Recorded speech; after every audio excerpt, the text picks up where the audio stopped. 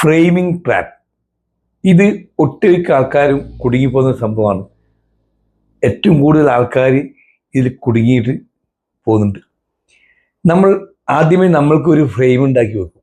ആ ഫ്രെയിമിനകത്ത് തന്നെ കൂടി നിന്ന് ആ കംഫേർട്ടിൽ മുന്നോട്ട് പോകാനാണ് നമുക്കിതിലൊരു താല്പര്യം.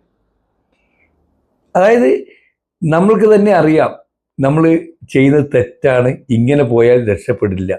നമ്മൾ കഷ്ടപ്പെട്ട് അധ്വാനിച്ച് ജീവിച്ചാലേ അല്ലെങ്കിൽ തന്ത്രപൂർവ്വം കാര്യങ്ങൾ നീക്കിയാൽ മാത്രമേ രക്ഷപ്പെടും നമുക്ക് ഉറപ്പുണ്ട്. പക്ഷേ ഈ ഫ്രെയിമിൻ്റെ അകത്ത് നിന്നുകൊണ്ട് തന്നെ നമ്മൾ ചെയ്യാൻ ശ്രമിക്കും.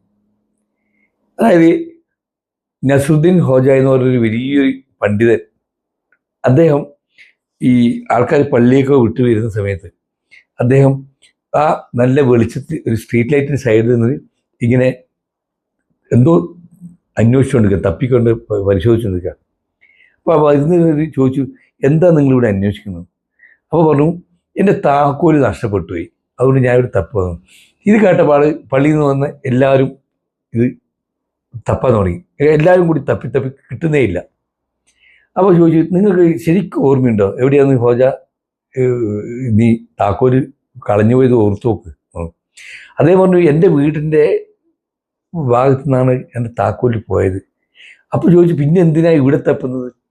അപ്പോൾ പറഞ്ഞു, എനിക്ക് ഇവിടെ തപ്പാൻ നല്ല സുഖമുണ്ട്, നല്ല സൗകര്യമുണ്ട്, കാരണം ഇവിടെ നല്ല വെളിച്ചമുണ്ട്. അപ്പോൾ വെളിച്ചമില്ലോണ്ട് ഞാൻ ഇവിടെ തപ്പുന്നത്. അപ്പോൾ ചോദിച്ചു, എന്താ ഹോജ ഉദ്ദേശിക്കുന്നത്? എന്തോ നിങ്ങൾ നമ്മളെ പഠിപ്പിക്കാൻ ഉദ്ദേശിക്കുന്നുണ്ടല്ലോ? അപ്പോൾ പറഞ്ഞു, നമ്മളെല്ലാവരും ജീവിതത്തിൽ ഈ ട്രാപ്പിൽപ്പെട്ട് കിടക്കുകയാണ്. നമ്മൾ കംഫർട്ട് സോണിൽ കാര്യങ്ങൾ നടത്താൻ ശ്രമിക്കുകയാണ്. നമ്മൾ ഇങ്ങനെ ഒരു ഫ്രെയിം ഉണ്ടാക്കി വെച്ച് അതിൽ തന്നെ നമ്മൾ കാര്യങ്ങൾ ചെയ്ത് രക്ഷപ്പെടില്ല എന്ന് ഉറപ്പുണ്ടായിട്ടും ആ കാര്യങ്ങൾ തന്നെ നമ്മൾ തുടർന്നുകൊണ്ടേയിരിക്കുകയാണ്.